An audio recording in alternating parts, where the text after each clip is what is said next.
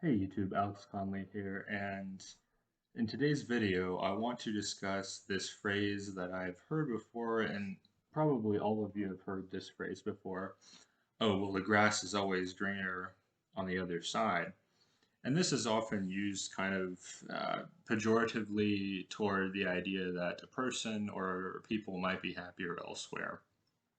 And before I get into this subject, I want to mention that if you enjoy my content, if you like this kind of discussion, give me a thumbs up. It definitely helps with the YouTube algorithm, show my videos to more people, and share this content with more people. And the goal of this channel is to help a lot of folks. Aside from that, if you want to keep seeing this kind of content, definitely click the subscribe button.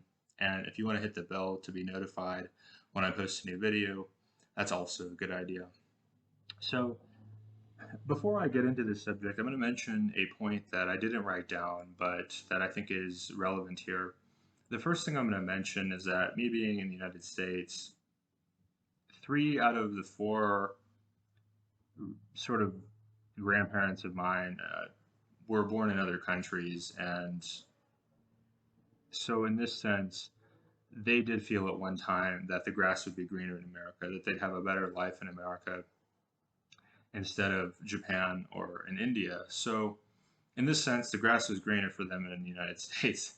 But to go ahead and getting into my points that I've written down to kind of discuss in today's video, the first thing I'm going to mention is that some people experience low mood in winter. So if you struggle with seasonal affective disorder, and even if you haven't been diagnosed, I'm sure some people feel kind of a low mood when it's cold and gray and dark. You're probably going to be better off somewhere warm and sunny, at least in the winter months. That's just my personal experience. I've lived in places with really mild winter weather, and I've lived in places with really cold and harsh winter weather. And I find that my mood is just a lot better when I'm not dealing with the harshness of a really, really cold winter, like I've experienced in Denver, for example. I lived in Denver for several years, and Denver is a wonderful city in many ways, but it does get cold and gray and overcast at many points throughout the winter. I noticed that my mood definitely was maybe a little bit less when I couldn't get out due to poor road conditions, traffic jams, um, and simply just being too cold to do a whole lot outside. In Denver, it wasn't uncommon to get below freezing weather. And when it is below freezing, you can wear extra clothes, but when it gets closer to like 20 degrees, 10 degrees, it's just, in my mind, not fun to be spending time outside. And Denver is probably a mild case because it's got a lot of mild days throughout the winter. But if you're in like a Chicago or you're in like a Moscow, Russia, a lot of people I know that live in these cities definitely try to take a vacation in the winter to somewhere warm and pleasant. So that's something to consider. That, in fact, if you don't like the weather in a given area, that changing locations to somewhere else will make that aspect of your life better. The next thing I'm going to mention, this is a personal issue for me, but some people live in food deserts, and if they're health conscious, they'd probably be happier elsewhere. I moved from the Bay Area to the Mid South region of the US, and I immediately noticed that instead of a lot of these salad places and farmers markets and a variety of grocery stores, health food stores, in much of the South, outside of Nashville, outside of Atlanta, the sort of non-urban South, you're talking about food deserts. And even in those cities in the poor areas, there are certainly food deserts. I've lived in some neighborhoods where there weren't grocery stores, where the only place you could really get the things that you needed were to go to a convenience store. And so if you're somebody that's health conscious and you don't like the food options or many of the food options in your area, then relocating to a different city where there is a health food scene that is more health conscious, people are doing more to consider what they're putting in their bodies, then you're going to be happier elsewhere. The next thing I'm going to talk about, some people really don't like the local dating scene in regards to gender ratio. And this is a really common complaint for guys in the Bay Area. I lived in the Bay Area for about a year, and most of my guy friends in the Bay Area made jokes about this at some point or another, that guys that weren't single or guys that were single, I should say. Guys that weren't single, I wouldn't perhaps notice it as much, but definitely, um, if you are in an area where you feel like the dating scene is just not very good, man or woman, I don't judge if you're a lady and there's a place that, or other genders, if there's a place that you're living and you just feel like, wow, I'm not really seeing success in my dating experience, um, then it's possible that you could relocate to somewhere that is going to be more favorable to you. I know for some LGBT folks, if you live in a certain area that's not receptive to LGBT folks, that it's going to affect your happiness and it's going to cause you to be unhappy. It may cause safety issues depending on where you're at. Um, I think that it's important when you are looking at something like dating to, and really anything, any of these issues I talk about, to accurately assess the situation. And so in this instance, like for me, when I was a single guy in the Bay Area, I was just thinking, wow, if I'm going to be looking to date, I really got to find a place with not so much this heavy imbalance toward these sort of guys that have gotten jobs in the Bay Area and are there for work, and check out places that are more in line with what would make me feel best. I'm a really big fan of the phrase "go where you're treated best" by the Nomad Capitalist. I think that that phrase really applies here when we talk about grass is greener. And after I wrap up my points, I'm going to mention, of course, I always have caveats or exceptions or things that I think are worth considering on top of these considerations. But getting into my next point, if you can't afford where you live and there are other places to live in the country or world where you can work in your same profession, your same career, maybe you have less income, but you're not quite in a meat grinder. In my mind, to be happy and living in the Bay Area, for example, you need to make, in my mind, at least 100 to 120K a year. I know some people would disagree with that, but when I look at rent, food, transportation, taxes, I think that's kind of the minimum I would consider to live there long term. Not saying you can't do it unless, not saying you can't be perfectly happy unless, but many people I think will struggle, particularly if you have a family or dependents living in these some of these really high cost of living areas, and you could very well be much happier in a lower cost of living area. Let's say you make um, 75% of the salary. Maybe your employer says, well, we can't pay you the full amount, but we'll pay you 75%, or we'll pay you 70% of what you were earning here. But instead of paying 3,000 a month for an apartment, you have, say, a I don't know, $1,500 a month mortgage payment or $1,000 a month mortgage payment, and you have perhaps instead of a apartment, you're having a single family home. Perhaps you have an extra room for an office, you have a garage, you can put some cars in there. In that sense, the grass could very well be greener elsewhere. I don't really like the sentiment of people saying, "Oh, well, yeah, but there's going to be all these downsides." I think it's important to consider downsides and upsides, but I think that sometimes, and this has been the case in my own life, I've hung on to decisions for too long, and I've looked at how much time I invested, and I felt drawn into the sunk cost fallacy. Well, I put in all this time here, and I've done all this and that, and the reality is there's a number of situations that I've been in because I held on to a decision I'd made for too long.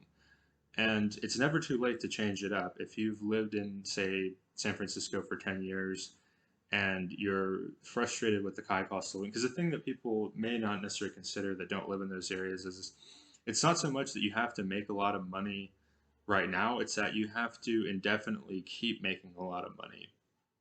And a lot of these jobs that pay a lot, they have high expectations. One of my teachers, when I was first starting to learn about coding, explained, hey, if they're going to pay you six figures a year, they're going to expect a lot of hard work. It's not going to be this part time type of experience. You're going to really have to put your all in at the job. And I'm all about working hard. I think it's really worthwhile to work hard and to pursue your passions and to develop yourself. But definitely, I think that in some places people feel trapped on a hamster wheel. And if there's a way that they can reorient their income or job or financial situation to be able to handle bills and still make progress, but in a lower cost of living, that's something worth considering. And I'm going to touch on my final point here. Some people are entrepreneurial minded. This pandemic has um, brought a lot of people to the idea of working remotely. Some people have said, oh, well, this is the perfect time to start a business. I know many of the top businesses in the world have been started in an economic downturn or recession. So, a lot of people that would be looking to start businesses, if they're living in, say, San Francisco, and I pick on San Francisco because I love the city.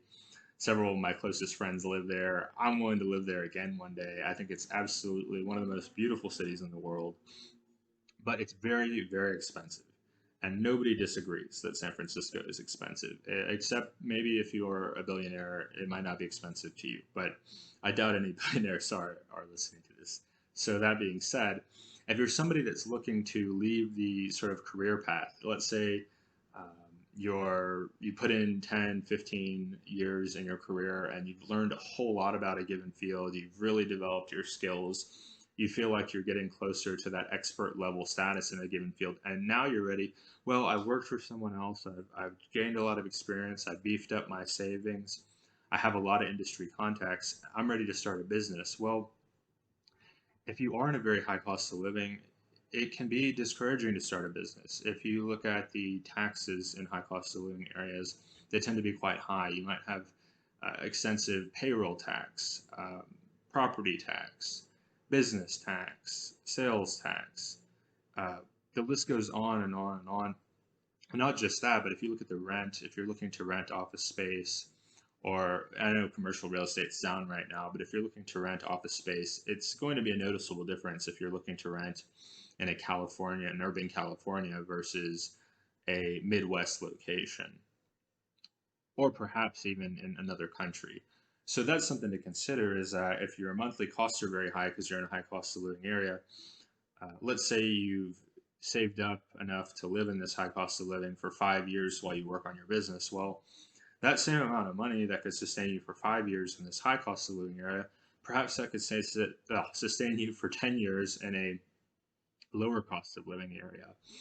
And so that's worth considering as well is where's my starting point? And can I shift? Does my starting point shift or does my longevity shift if I reduce my monthly expenses?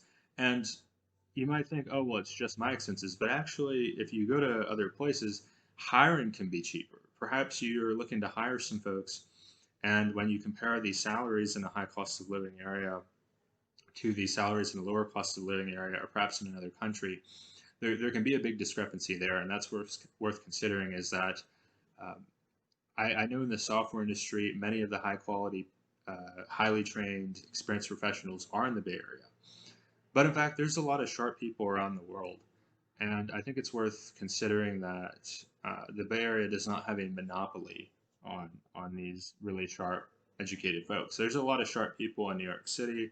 I know New York City is very expensive as well. There's a lot of experienced folks in Europe and increasingly throughout Asia. So when people say, "Oh, well, you think that the grass is greener on the other side," or that you assume it's going to be better. Certainly, I'd say many of the places I've been have their downsides. They are not perfect places.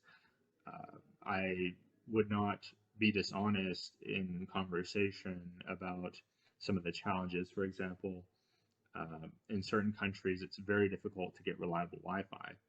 And I'm not going to encourage somebody if they have an internet-based business to go to a place where they need where they need strong Wi-Fi, but they're not going to get it. So that's an instance, for example, where I might talk a certain place up, but it's definitely on you to do your due diligence and to learn more about the individual downsides and advantages. I'll share some of mine, but I think that there's so many different kinds of unique situations for every individual that it's worthwhile considering individual downsides and upsides. I think that I provided some of the instances where there's actual observable um, benefit from going to a different location. But I also wouldn't encourage you to do so blindly and to do so in a way that makes your life or your situation worse. Certainly, not everyone that decides to change locations has improved their life by doing so. Uh, that being said, I hope this video has been informative. I hope it's kind of given you some examples of why the grass can, in fact, be greener elsewhere, why certain factors in life are different in other places, whether it be weather, cost of living, cost of doing business, um, food options, dating. These kinds of things are all, I think, really important to a lot of people. And I don't think it's I don't think it's right for me to go through my life without at least trying to alter some of these things, at least in the short term, and seeing how they work. I'm all about iteration. So, all that being said, thank you so much for watching my video. If you enjoy this video, if you like this content, give me a thumbs up, subscribe to the channel, and have a great week. I'll see you next time.